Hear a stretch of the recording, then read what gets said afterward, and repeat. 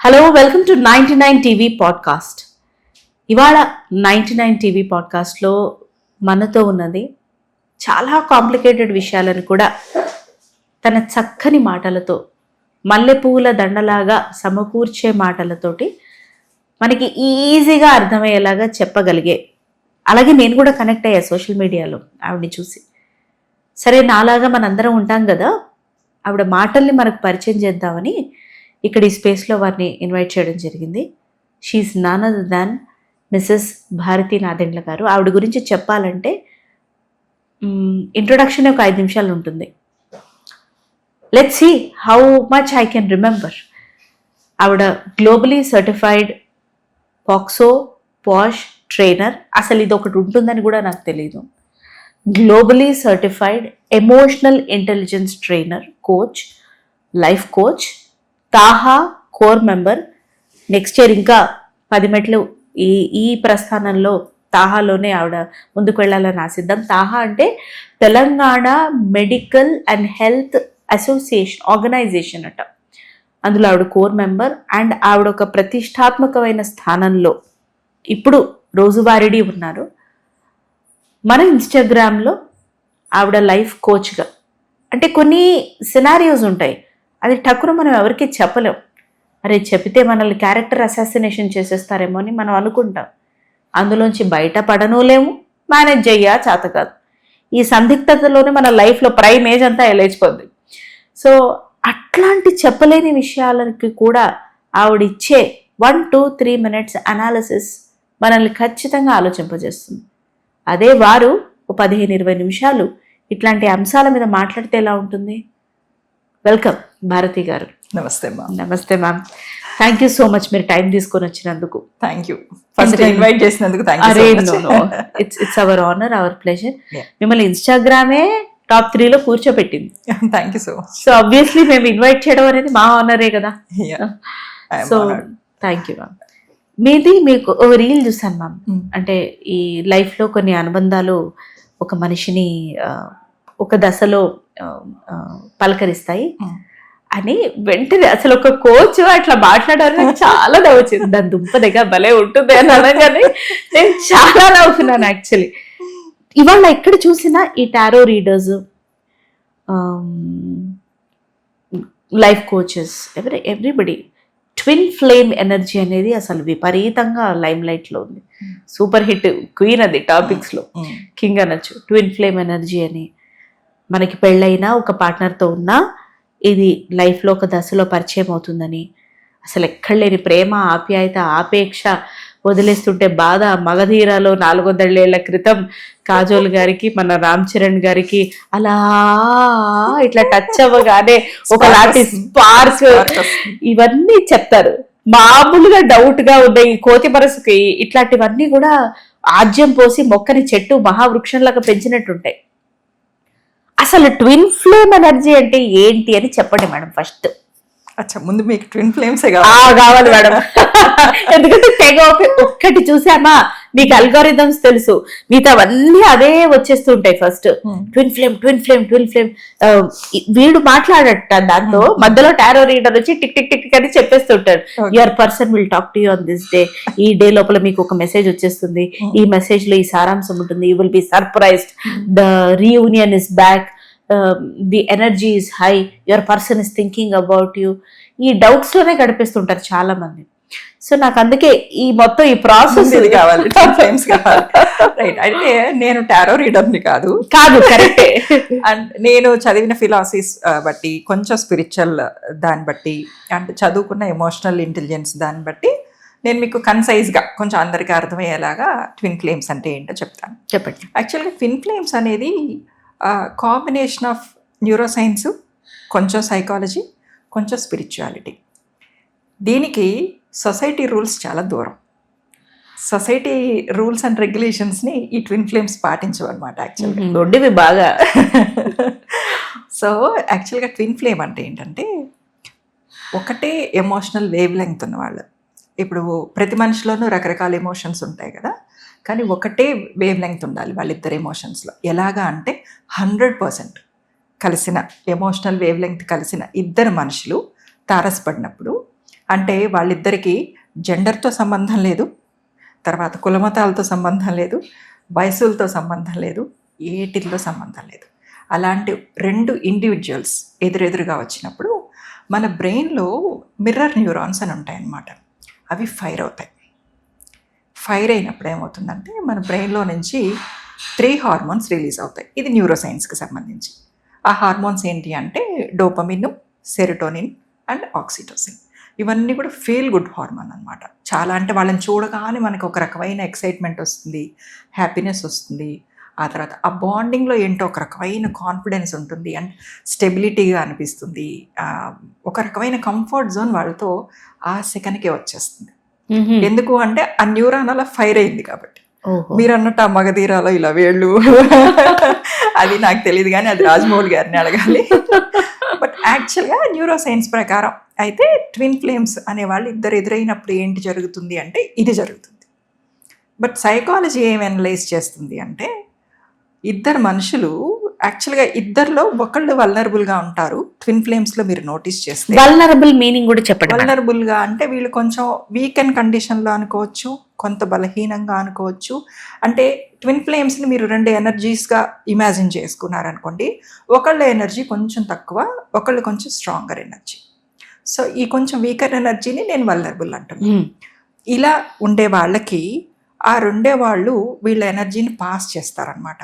Pass చేసి అంటే ఈ లో ఎనర్జీ ఉండే వాళ్ళకి ఏంటంటే బాగా సైకలాజికల్గా డిస్ట్రెస్గా ఉంటారు, డిసప్పాయింట్మెంట్ ఉంటుంది. అంటే వాళ్ళ లైఫ్లో ఆ ఫేజ్ నుంచి జరుగుతూ ఉంటారనమాట. ఇన్ఫ్యాక్ట్ ఇంకేమంటారంటే సైకాలజిస్టులు వాళ్ళతో వాళ్ళు డిస్కనెక్ట్ అయిపోతూ ఉంటారు. సో చుట్టుపక్కల ప్రపంచంతో వాళ్ళకి సంబంధం ఉండదు, వాళ్ళతో వాళ్ళు డిస్కనెక్ట్ అయిపోతూ ఉంటారు అండ్ ప్రపంచం నుంచి కూడా డిస్కనెక్ట్ అయిపోతూ ఉంటారు అంటారనమాట. అంటే ఈ రకమైన ఏమంటాం వైరాగ్యం అనొచ్చా, అలాంటి కండిషన్స్ లో జోన్ అవుట్ అనొచ్చు. మోడర్న్ ఈ జెన్సీ పిల్లలకి అర్థం కావాలంటే జోన్ అవుట్ అనొచ్చు. ఇలాంటి కండిషన్స్ లో ఆ ట్విన్ ఫ్లేమ్ అనబడే రెండో వ్యక్తి వీళ్ళ జీవితంలోకి వస్తారనమాట. ఎందుకు వస్తారు అంటే మీ జీవితంలోకి తిరిగి ఆ స్ట్రెంగ్త్ని, స్టామినాని, మీలో నిగూఢమైన శక్తులు ఏవేవైతే ఉన్నాయో వాళ్ళు కొత్తగా ఏమి సృష్టించరు, మీలో ఉన్న వాటిని మాత్రం తట్టి లేపుతారనమాట. మీ వాల్యూని మీకు చెప్తారు. కాదు అంటే నువ్వు అనుకుంటున్నంత బలహీనంగా నీ జీవితం లేదు, ఈ ప్రపంచం లేదు, నువ్వు you are good enough to handle the world. మీ స్ట్రెంగ్త్ని, మీ స్టామినాస్ని తిరిగి మీకు పరిచయం చేయడానికి వాళ్ళు మన జీవితంలోకి వస్తారు అని సైకాలజీ చెప్తుందన్నమాట. స్పిరిచువల్గా యాక్చువల్గా మనకి అన్ఫార్చునేట్లీ అంటాను నేను, న్యూరో సైన్స్ ప్రకారం కానివ్వండి లేకపోతే సైకాలజీ పరంగా కానీ ఈ ట్విన్ ఫ్లేమ్స్ని గురించిన పెద్ద రీసెర్చ్ అండ్ అనాలిసిస్ అంత ఎక్కువ వ్యాస్ట్గా జరగల. బట్ వేరాస్ మీకు స్పిరిచువాలిటీలో దీని గురించి చాలా డిస్క్రిప్షన్ దొరుకుతుంది. నాకు తెలిసినంత వరకు ఏమంటారంటే స్పిరిచువాలిటీలో ఒక ఆత్మ 2 శరీరాలు అంటారు. సో ఆత్మకేం పని లేదా మేడం? ఒక శరీరంలో ఉండక 2 శరీరాలు ఎందుకు తీసుకోవాలి? అసలు భగవంతుని అడుగుదాం వెళ్ళిద్దాం. సో ఒక ఆత్మ 2 శరీరాలు అంటాం. అందుకే ట్విన్ ఫ్లేమ్ అనగానే అందరూ ఇది ఆపోజిట్ జెండర్ అనుకుంటారు. అవును, ఇద్దరు అంటే ప్రొజెక్ట్ చేస్తున్నారు. ఒక స్త్రీకి ఒక పురుషుడు మధ్య జరిగేదే ట్విన్ ఫ్లేమ్ అనుకుంటారు. కానీ అది తప్పు. ఎందుకంటే ఆత్మకు అసలు జెండర్ లేదు. పురుషుడు ఉన్న స్త్రీ భేదం ఆత్మకు ఎక్కడుంది? లేదు కదా. ఆత్మ అందరిలోనూ ఒకటేగానే ఉంటుందని కదా స్పిరిచువాలిటీ చెప్తోంది. కాబట్టి మీకు ఎదురయ్యే వ్యక్తి మీ సేమ్ జెండర్ కావచ్చు. మీరు అమ్మాయి అయితే అమ్మాయే కావచ్చు, మీరు అబ్బాయి అయితే అబ్బాయే కావచ్చు, లేదా ఆపోజిట్ జెండర్ కావచ్చు అనమాట. సో స్పిరిచువాలిటీలో ఏమంటారంటే ఒక ఆత్మ 2గా డివైడ్ అయ్యి 2 శరీరాల్లోకి ఈ జన్మ తీసుకున్నప్పుడు ఈ ఆత్మ రెండో ఆత్మని ఏదో ఒక క్షణంలో వెతుక్కుంటూ, అంటే ఆ రిమైనింగ్ హాఫ్ పోర్షన్ వెతుక్కుంటూ వచ్చేస్తుంది అనేది స్పిరిచువాలిటీ చెప్తుంది అనమాట. ఇక్కడ అర్థమైంది ఏంటంటే చాలా మంచి పాయింట్ మీరు చెప్పారు. ఎందుకంటే ట్విన్ ఫ్లేమ్ ఎనర్జీ ఇలా అన్నప్పుడు యువర్ పర్సన్ అంటున్నప్పుడు జనరలీ ఆపోజిట్ జెండర్ మీద ఫోకస్ చేస్తారు. ఎందుకు అంటే అలా చెయ్యకపోతే అట్రాక్షన్ ఉండదు. ఓహో, 2 అమ్మాయిల మధ్యలో స్నేహం అంటే పెద్ద ఎవరు పట్టించుకుంటారు? 2 అబ్బాయిల ఫ్రెండ్స్ అంటే ఎవరు పట్టించుకుంటారు? అదే ఒక అమ్మాయికి అబ్బాయికి మధ్యలో ఫ్రెండ్షిప్ అనుకోండి, అది అవును కదా. సో అందుకని ప్రొజెక్షన్ అట్లా అవుతోంది. యాక్చువల్గా 2 ఆపోజిట్ జెండర్స్ మధ్యలో జరిగేది ట్విన్ ఫ్లేమ్ అంటున్నారు, కానీ దాంట్లో ఉన్న మన బేసిక్ రూల్ని మర్చిపోతున్నాం. ఆత్మకి జెండర్తో సంబంధం లేదు. కరెక్టే. సో ఈ ఫిజికల్ అట్రాక్షన్స్ని పట్టుకొని ట్విన్ ఫ్లేమ్ అనడానికి లేదు. అది అండ్ పార్ట్నర్ ఇది కూడా అనొచ్చా మేడం? నా అనాలిసిస్ కూడా మీతో షేర్ చేసుకోవచ్చా? చెప్పండి, ప్లీజ్ కరెక్ట్ మీ చెప్పండి. ఫ్యామిలీ. ఇప్పుడు మ్యారేజే అవుతుంది, లేకపోతే రిలేషన్షిప్ లోనే ఉంటారు, 5, 6, 7 years అవుతుంది, ఖచ్చితంగా అలవాటు అయిపోతారు. అవతల వాళ్ళు ఎంత గొప్ప వాళ్ళైనా సరే ఎస్ వీళ్ళ మైనస్లు చూస్తాం కాబట్టి, వాళ్ళ నైటీలో చూస్తాం, షార్ట్స్ లో చూస్తాం, వీళ్ళ మైనస్లు చూస్తాం కాబట్టి అలవాటు అయిపోతారు. మీరు అలవాటు అయిపోయారన్నారు కదా, నేను దాన్ని మళ్ళీ సైంటిఫిక్ వేలో చెప్తా. చెప్పండి. That is called law of familiarity. Okay. Law of familiarity అంటే ఏంటంటే, ఇప్పుడు మనం ప్రతిరోజు ఆఫీస్కి వస్తున్నాం అనుకోండి, చిన్న ఎగ్జాంపుల్ చెప్తాం. అక్కడ కూర్చుని ఒక మా అమ్మో ఒక బాబో మనకి ఆ రోడ్డు మీద కనిపిస్తున్నారు అనుకోండి, మీరు 10 రోజులు చూసిన తర్వాత 11వ రోజు ఆ వ్యక్తి అక్కడ లేకపోతే ఏంటా ఇవాళ వీళ్ళు లేరు అని ఒక క్షణం ఆలోచిస్తాం. అంతదాకా ఎందుకు, మన ఆఫీస్లో ఎదురుగా గోడ మీద బల్లి కనిపిస్తుంది అనుకోండి, 10 రోజులు కనిపించింది బల్లి 11వ రోజు కనిపించకపోతే ఎందుకు కనిపించట్లేదా అనిపిస్తుంది. సో ఇవన్నీ కూడా ఒక ఫెమిలియారిటీని మన బ్రెయిన్కి అలవాటు చేస్తాయి అన్నమాట. That is law of familiarity అంటాం. అందుకని ఎంత టాక్సిక్ మ్యారేజ్లో ఉన్నా కూడా వాడు తిడతాడు కొడతాడు కానీ ఆ బంధం నుంచి బయటికి రారేరు. ఎందుకు రారు అంటే ఆ బ్రెయిన్కి ఆ లా అలవాటు అయిపోయింది. అది మీరు అన్నది, మీ అలవాటు నేను మళ్ళీ ఎక్స్ప్లెయిన్ చేస్తాను. Wonderful madam. లేదు చాలా మందికి అవసరం. సరే, ఈ ఫెమిలియారిటీ చూసుకుంటే కొత్తగా వచ్చిన, అంటే ఇప్పుడు అందరూ బయటకు వెళ్తున్నారు, ఆడవాళ్ళు మగవాళ్ళు అందరం ఏదో ఒక విధంగా మనకు ఒక సొసైటీ తోటి మమేకం అవుతున్నాం. ఇంటి వరకు వంటింటి వరకే పరిమితం అవ్వట్లేదు. సో ఇలా మమేకం అయినప్పుడు బయట ఈ లోకి కొంచెం నార్మల్ కనిపించినా కూడా దాన్ని ఒక హై అనుకుని, అరే వీళ్ళు నా లైఫ్ లో ఎందుకు లేరు, ఇదే ట్విన్ ఫ్లేమ్ ఎనర్జీ ఏమో, వీళ్ళని చూస్తే నాకు ఆనందం అనిపించేస్తుంది, ఇదే సోల్మేట్ కనెక్షన్ ఏమో, ఇక్కడ నేను కంఫర్ట్ కూర్చుంటున్నా ఒక అరగంట, వీళ్ళతో జీవితం అంతా ఉంటే ఇంకెంత కంఫర్ట్ జోన్ లో ఉంటా. ఈ బెనిఫిట్ ఆఫ్ డౌట్స్ లో కూడా చాలా మంది ఉన్న పార్ట్నర్ తోటి రిలేషన్షిప్ సభ్యపరచుకోకుండా కొత్త పుంతలు వెతుక్కుంటూ ఆల్రెడీ కాంప్లికేటెడ్ గా ఉన్న లైఫ్ ని ఇంకా వరస్ట్ చేసుకుంటున్నారు. దీనికి మీరు ఏమంటారు? మళ్ళీ మనం టాపిక్ డైవర్ట్ అవ్వాల్సి వస్తుంది. ఎందుకంటే పార్ట్నర్ తోటి ఎందుకు కుదరదు అనేది అది కంపాటబిలిటీ ఇష్యూ. ఓకే, మళ్ళీ బ్యాక్ టు అంటే కంపాటబిలిటీ గురించి మళ్ళీ తర్వాత మాట్లాడుతున్నాము. బ్యాక్ టు వస్తే వీళ్ళే ట్విన్ ఫ్లేమ్ ఏమో అన్న డౌట్ మీకు వస్తే, ఒక ఆపోజిట్ జెండర్ని ఎస్పెషల్లీ చూసినప్పుడు మీరు ఇప్పుడు అడిగిన క్వశ్చన్లో ఇద్దరు సేమ్ జెండర్ లేరు. అవును కదా, ఎందుకంటే మ్యారేజ్ నుంచి మీరు ఈ పాయింట్ అడిగారు కాబట్టి. ఆపోజిట్ జెండర్ వాళ్ళని చూసినప్పుడు మనకి కలిగే ఫీలింగ్స్లో ఇన్ఫాక్చుయేషన్ ఉంటుంది, ఎఫెక్షన్ ఉంటుంది, లేదా ఒక కంఫర్ట్ ఉంటుంది. ఇంకొకటి ఏంటంటే దాన్ని ఇంకొంచెం ముదిరిన తర్వాత మనం లవ్ అనొచ్చు, ఫ్రెండ్షిప్ దాటిన తర్వాత, లేదా ఫిజికల్ పార్ట్నర్ అనొచ్చు. మనకి సోషల్ పార్ట్నర్ వేరున్నారు మ్యారేజ్ ద్వారా, వీళ్ళు ఫిజికల్ పార్ట్నర్ అవ్వచ్చు. అండ్ ట్విన్ ఫ్లేమ్ అనేది that is not so common, ఎక్కడో తగులుతారు.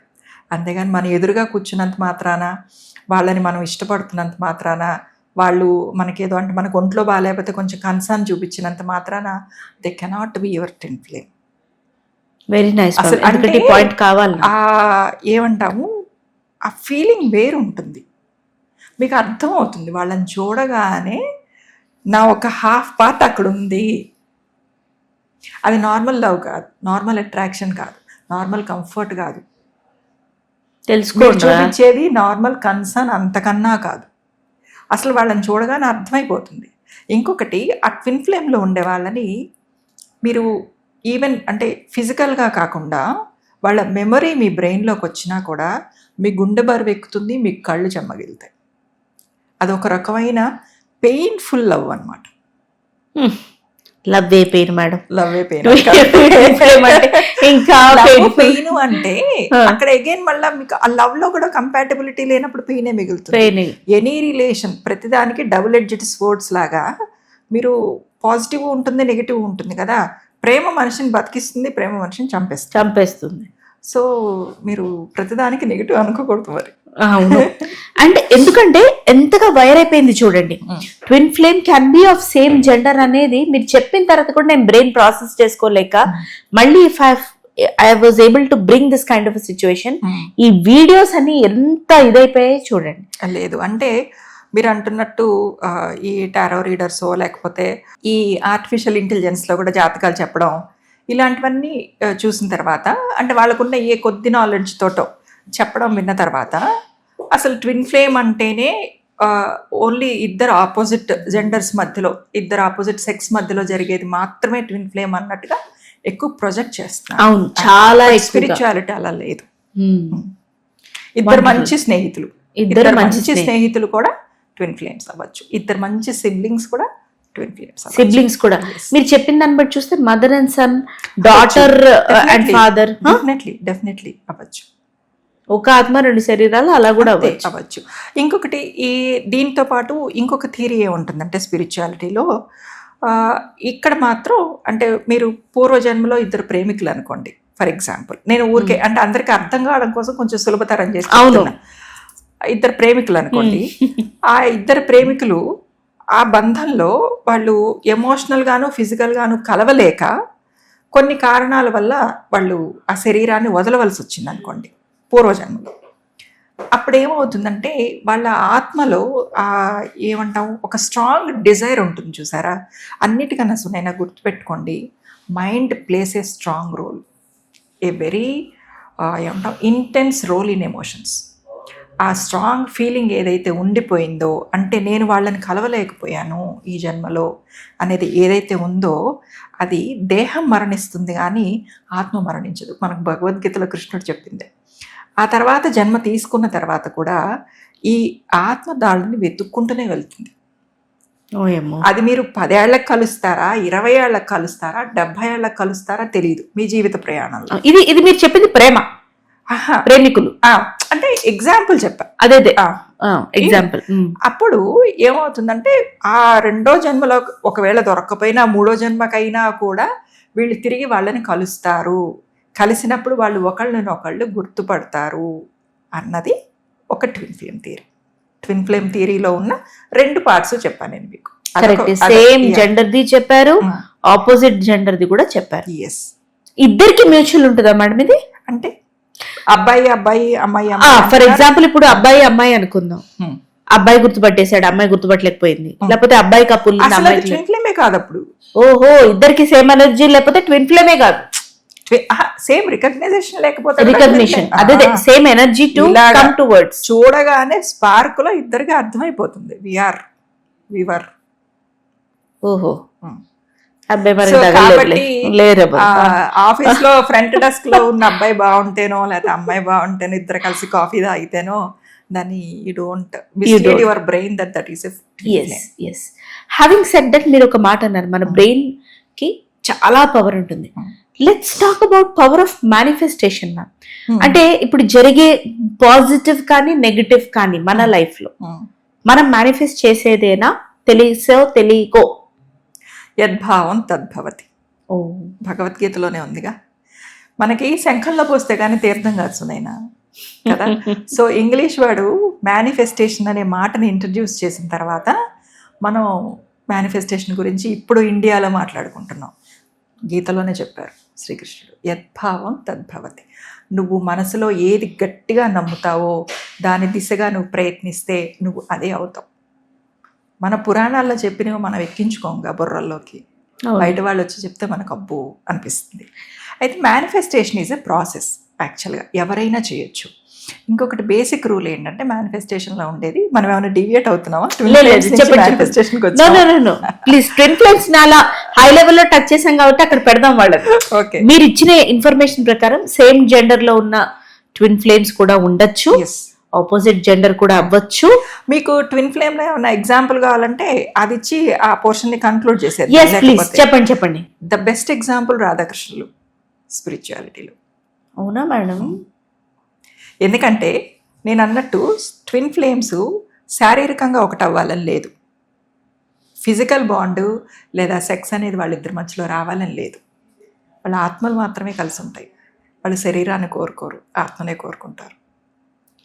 సో ట్విన్ ఫ్లేమ్తో మీరు ఇందాక అన్నట్టు ఒక మ్యారేజ్లో ఉన్నాను, సడన్గా నాకు ట్విన్ ఫ్లేమ్ ఎదురైంది, మరి వీళ్ళతోటి అన్న డౌట్ మీకు వచ్చింది కదా. అవును, జరగచ్చు, జరగకపోవచ్చు.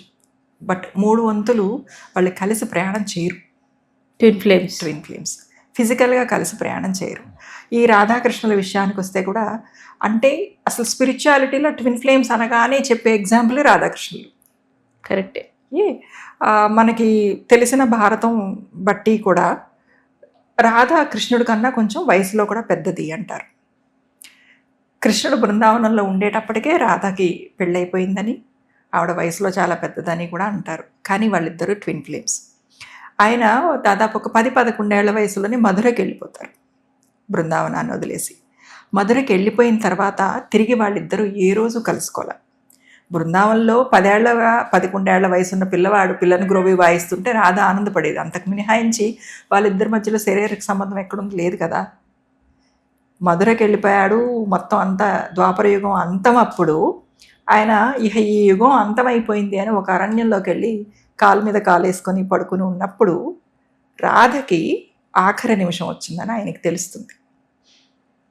ఇది జయదేవుడి గీత గోవిందంలో ఉంటుంది, ఒక అష్టపదిలో కూడా వస్తుంది అనమాట. ఏమిటి అంటే కృష్ణుడి మనసుకు అర్థం అవుతుంది, రాధ ఇక వెళ్ళిపోతుంది, రాధకి వెళ్ళే టైం వచ్చింది, ఎందుకంటే కృష్ణుడికి వెళ్ళే టైం కూడా వచ్చింది కాబట్టి. ఓయమ్మో. అప్పుడు చివరిసారిగా కృష్ణుడు ఫ్లూట్ వాయిస్తాడు రాధ కోసం. గీత గోవిందంలో అద్భుతంగా చెప్తారనమాట. అంటే అప్పుడు ఆ రాధ షాడో వచ్చి కృష్ణుడిని కలిసిపోతుంది అని. కలిసిన మరుక్షణం ఒక బోయవాడు కృష్ణుడు బొటన్ వేలుని చూసి ఒక జంతువుగా భ్రమించి బాణం వేయడం. కృష్ణుడు అంతటి వాడు బాణానికి పోవడం ఏంటి? ఎందుకు అంటే ఇహ ఆ అవతారం చాలించే సమయం వచ్చేసింది కాబట్టి.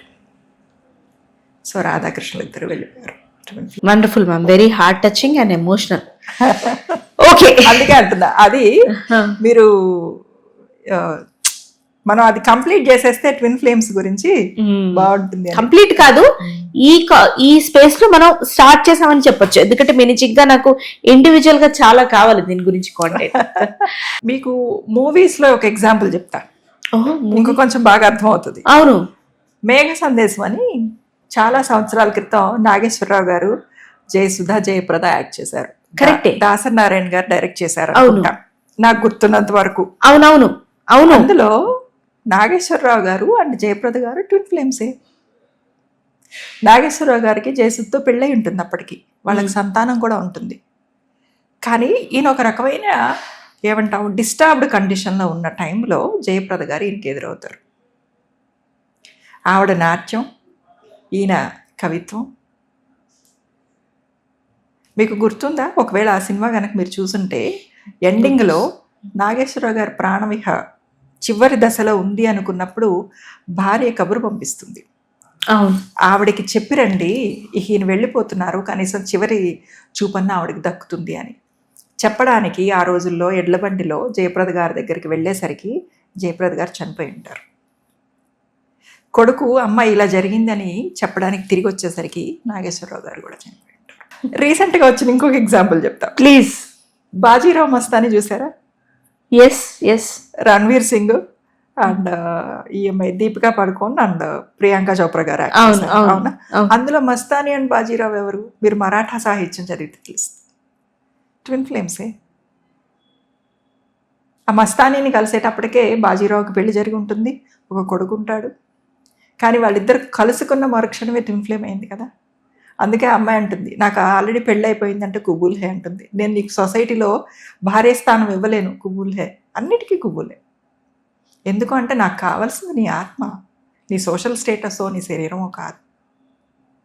ఆ మూవీలో కూడా ఎండింగ్లో బాజీరావు డిల్యూషన్స్, కొన్ని ఇష్యూస్ వచ్చిన తర్వాత ఆయన పాపం అంతటినీ జయించగలుగుతాడు కానీ ఫ్యామిలీని జయించలేకపోతాడు ఈ ప్రేమ విషయంలో. సో చివరిలో చనిపోయినప్పుడు ఇక్కడ బాజీరావు చనిపోతాడు, అదే క్షణానికి అక్కడ మస్తాని కూడా చనిపోతాడు.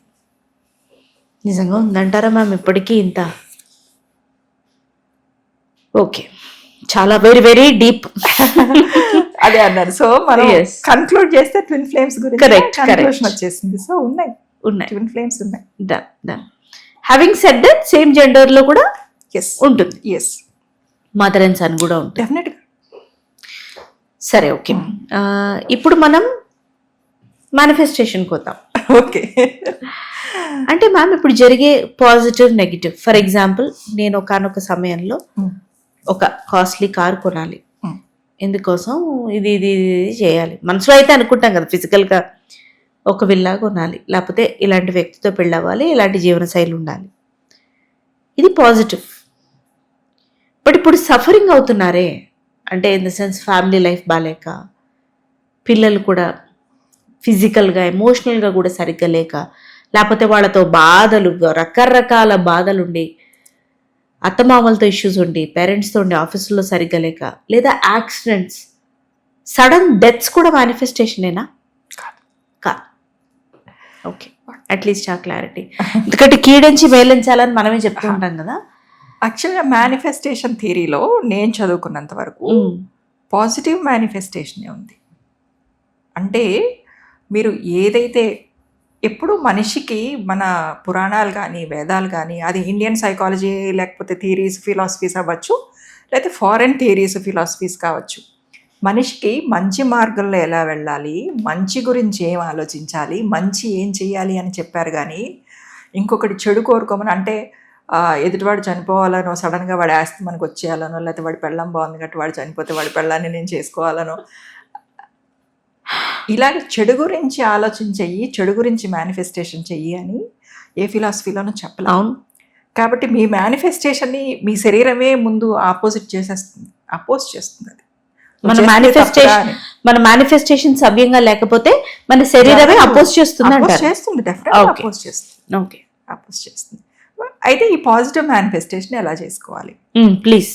అందరూ ఏమనుకుంటారంటే మేనిఫెస్టేషన్ అంటే, ఫర్ ఎగ్జాంపుల్ ఇప్పుడు మీ మనసులో ఒక కోరిక ఉందనుకోండి, చెప్పండి, దాన్ని ఎగ్జాంపుల్గా చెప్తాం. మీకు ఒక కంపెనీకి CEO అవ్వాలని ఉంది. కంపెనీకి ఎందుకులే మేడం, ఒక డిపార్ట్మెంట్కి జాలిపరుస్తాను. కంపెనీకి అయిన కాడి దగ్గర నుంచి డబ్బులు, టెన్షన్లు, డిపార్ట్మెంట్ జాలిపరుస్తాను. లేదా ఒక ఇండస్ట్రీలో ఓకే మేడం, ఓపెన్ గా చెప్తున్నానయా, హీరో సూర్య గారితో కలిసి యాక్ట్ చేయాలి. Right, okay, done. చెప్పాలి సూర్య, గజని, అంతకన్నా ముందు నుంచి నేను మీ వీరాభిమానిని, మీరు జ్యోతిక గారిని ఎంత చక్కగా చూసుకుంటారు, పర్సనల్ ప్రూఫ్, నేను అసలు ఒక డివోటీ అనుకోండి మీరు, నేను కలిసి యాక్ట్ చేయాలి. Okay, right.